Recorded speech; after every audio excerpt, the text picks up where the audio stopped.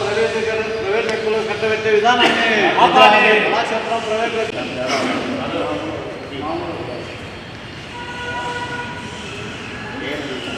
వైఖరి కమిషనర్ వైఖరి అధిగడిస్తాం. కళాక్షేత్రాన్ని ప్రైవేట్ వ్యక్తులుగా కట్టబెట్టే పద్ధతిని అధిగడిస్తాం. ప్రైవేట్ అమ్మకానికి పెట్టిన కమిషనర్, అధికార పార్టీ కమిషనర్లో అమ్మకానికి పెట్టిన కమిషనర్, వైఎస్ఆర్ ఆడిటోరియం పాత మున్సిపల్ స్థలాలను విలువైన ప్రభుత్వ స్థలాలను కాపాడాలి. విలువైన ప్రభుత్వ స్థలాలను కాపాడాలి. విలువైన ప్రభుత్వ స్థలాలను వందల కోట్ల విలువ చేసే స్థలాలను అమ్మకానికి పెట్టిన కమిషనర్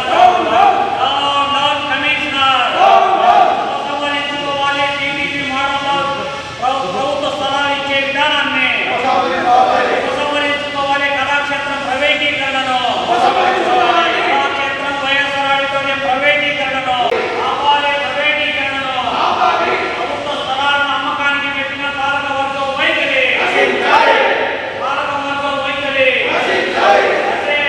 పాలకవర్గం వైఖరి, నగరపాలక సంస్థ భక్షకులుగా మారిన అధికారుల వైఖరి, రక్షించాల్సిన వారే భక్షకులుగా మారిన వైఖరి, ఉపసంహరించుకోవాలి. పీపీపీ మోడల్ను కడప నగరంలో అక్కడ ఇన్స్పెక్షన్ ఆఫీస్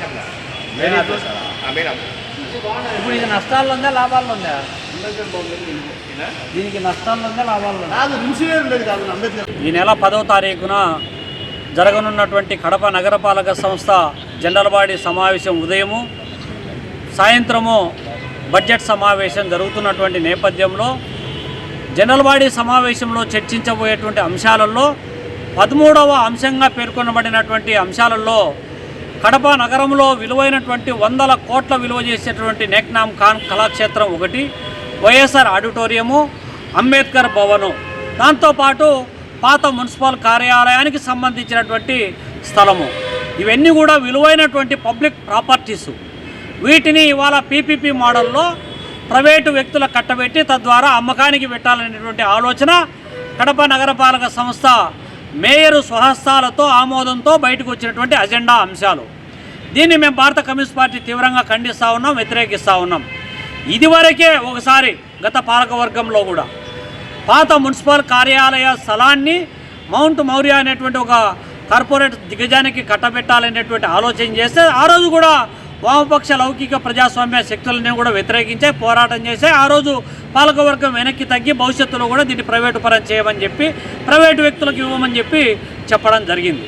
కానీ ఇవాళ పీపీపీ మోడల్లో కడప నగరపాలక సంస్థలో ఉన్న ప్రాపర్టీస్ను ఇవ్వాలని ప్రయత్నం చేస్తారు. ఒకవైపేమో రాష్ట్రంలో మాజీ ముఖ్యమంత్రి వైఎస్ జగన్మోహన్ రెడ్డి గారు పీపీపీ మోడల్కు వ్యతిరేకంగా మెడికల్ కాలేజీల ప్రైవేటీకరణకు వ్యతిరేకంగా గల్లీ నుంచి ఢిల్లీ వరకు పెద్ద ఎత్తున పోరాటం చేస్తూ ఉన్నారు.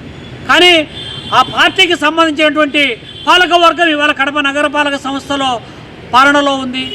మరి ఆ పాలనలో ఎలుబడిలో ఉన్నటువంటి పాలకవర్గము మరి వాళ్ళ స్వహస్తాలతో ఇవాళ ఈ పీపీపీ మోడల్ అమలు చేయడం అంటే పైన చెప్పేది ఒకటి, కింద జరిగేది ఇంకొకటి. పోనీ ఒకవేళ మీరేమన్నా అధికార పార్టీ నేతల ఒత్తిళ్లకు తలొగ్గి నగరపాలక సంస్థ కమిషనర్ ఏమైనా ఈ విధమైనటువంటి దుర్మార్గానికి ఆలోచనకు ఒడిగట్టాడంటే మీరు నగరపాలక సంస్థ పాలకవర్గం ఏం చెప్పాలి? వ్రాతపూర్వకంగా మీరు ఫిర్యాదు చేసి అజెండాలో ఈ అంశాన్ని తొలగించాలి అనేటువంటి అంశాన్ని ఎందుకు చెప్పలేకున్నారు? కొంతమంది ఏం చెప్తున్నారు, దీన్ని రేపొద్దున జనరల్ బాడీలో వ్యతిరేకిస్తాం.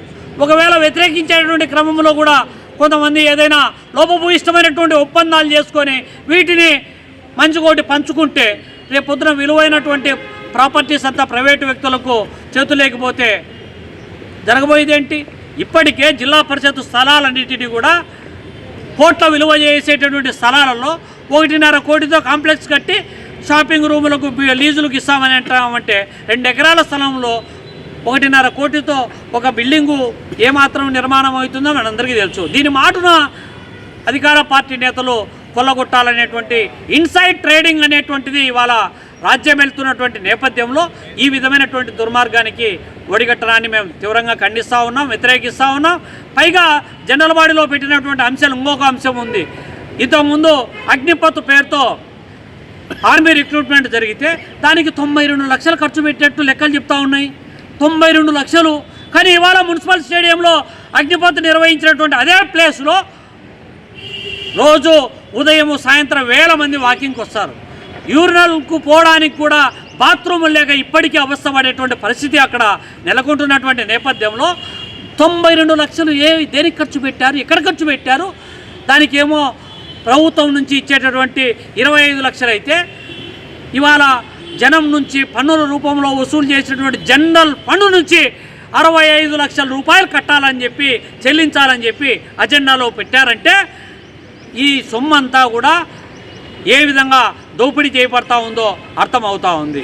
నగరపాలక సంస్థకు సంబంధించినటువంటి అనుమతి లేకుండా నగరపాలక సంస్థకు చెల్లించాల్సినటువంటి డబ్బులు చెల్లించకుండా కమర్షియల్ కాంప్లెక్స్ పేరుతో వేలం వేస్తే ఆ వేలంలో పోటీపడి పాల్గొంటున్నటువంటి పాలక వర్గం నాయకులు ఉంటా ఉన్నారు. అంటే వీళ్లకు నగరపాలక సంస్థ ఆదాయాన్ని ఒక పక్క కొల్లగొడుతూ ఇంకొక వైపక్క ఆదాయం పేరుతో ప్రభుత్వ స్థలాలను నగరపాలక సంస్థ స్థలాలను ప్రాపర్టీస్ను హోల్సేల్గా అమ్మి అందులో వచ్చేటువంటి కమిషన్ల కక్కుర్తుబడి ఈ విధమైనటువంటి దుర్మార్గాలకు ఒడిగట్టడం అనేటువంటి దాన్ని తీవ్రంగా ఖండిస్తూ ఉన్నాం, వ్యతిరేకిస్తూ ఉన్నాం. ఇప్పటికైనా మీ విధానం ఉపసంహరించుకోకపోతే ప్రజాక్షేత్రంలో మిమ్మల్ని దోషులుగా నిలబెడతామని చెప్పి హెచ్చరిస్తూ ఉన్నాం. ఈ నెల 10వ తేదీన కడప నగరపాలక సమావేశం జరుగుతున్న సందర్భంగా అజెండాను తయారు చేశారు. ఈ అజెండాలో చేర్చేటువంటి అంశాల్లో కొన్ని ప్రభుత్వ ఆస్తుల్ని ధ్వంసం చేసి ప్రైవేట్ వ్యక్తులకు కట్టబెట్టే అంశాలు ఉన్నాయి. వాటిని వెనక్కి తీసుకోవాలని సిపిఎం పార్టీగా మేము డిమాండ్ చేస్తూ ఉన్నాం. ఎందుకంటే కడప కళాక్షేత్రము, వైఎస్ఆర్ ఆడిటోరియము, పాత మున్సిపల్ ఆఫీసులో ఉన్న స్థలము, అంబేద్కర్ భవనం, ఈ 4ని గత అనేక సంవత్సరాలుగా ప్రజలకు తక్కువ ధరతో సౌకర్యంగా ఉండేటట్టుగా అందరికీ అందుబాటులో ఉండేటట్టుగా వీటిని నిర్మాణం చేపట్టారు. 100 కోట్ల రూపాయల విలువ చేసేటువంటి స్థలాల్ని ఈరోజు అజెండాలో పెట్టి అవి ప్రైవేట్ వ్యక్తులకు కట్టబెట్టే ప్రయత్నాన్ని చేయడం చాలా దుర్మార్గమైనటువంటి విషయం. ప్రభుత్వ ఆస్తుల్ని క్రమక్రమంగా ప్రైవేట్ వ్యక్తులకు కట్టబెట్టే ధోరణిలో భాగంగానే కూటమి ప్రభుత్వం ఇక్కడున్న ఎమ్మెల్యే విచిత్రమైనటువంటి పరిస్థితి ఇక్కడ అమలు చేస్తున్నారు. ఇక్కడేమో మేయరేమో వైసీపీకి సంబంధించినటువంటి పార్టీకి చెందినటువంటి వ్యక్తి, అధికారమేమో తెలుగుదేశం పార్టీ ఉంది. కడప నగరంలో ఉన్న ఈ విచిత్ర పరిస్థితి వైసీపీ టీడీపీ కలిసి ప్రభుత్వ ఆస్తులన్నింటినీ ప్రైవేట్ వ్యక్తులకు కట్టబెట్టి ఆ రకంగా ప్రైవేట్ వ్యక్తుల ఆస్తులను పెంచడానికి ప్రయత్నం చేస్తున్నారు. ఇది ప్రజా ప్రయోజనానికి భిన్నమైనటువంటి అంశం. మేము నగర ప్రజానికానికి విజ్ఞప్తి చేస్తున్నాం. వరుసగా 100 కోట్ల రూపాయలు విలువ చేసే ఆస్తులతో పాటు ప్రజల సంక్షేమం కోసం తక్కువ ధరకు ప్రజలకు వినియోగంలోకి తీసుకురావడానికి, సాంస్కృతిక కార్యక్రమాలు నిర్వహించడానికి వీలుగా ఉపయోగపడేటువంటి ఈ ప్రధానమైనటువంటి ప్రాంతాలని ప్రైవేట్ వ్యక్తులకు కట్టబెట్టే ధోరణిని విరమించుకోవాలని చెప్పి మేము డిమాండ్ చేస్తున్నాం. ఎందుకంటే అనేక సంవత్సరాలుగా కడప ప్రస్తుత బిల్డింగ్ కార్పొరేషన్ ఆఫీసు ఇప్పుడున్నటువంటి పెరుగుతున్న జనాభాకు అనుగుణంగా అది సరిపడే స్థితిలో లేదని చెప్పి చెప్తున్నారు అధికారులు కానీ ప్రభుత్వం కానీ. ఆ ప్రత్యామ్నాయ బిల్డింగ్ నిర్మించడం కోసం పాత మున్సిపల్ కార్యాలయంలో ఏర్పాటు చేయడానికి ఒక నూతన కార్యాలయాన్ని నిర్మించేందుకోసం అవసరమైనటువంటి ప్రతిపాదనలు గతంలో చేసినట్టు ప్రభుత్వం తెలియజేశారు.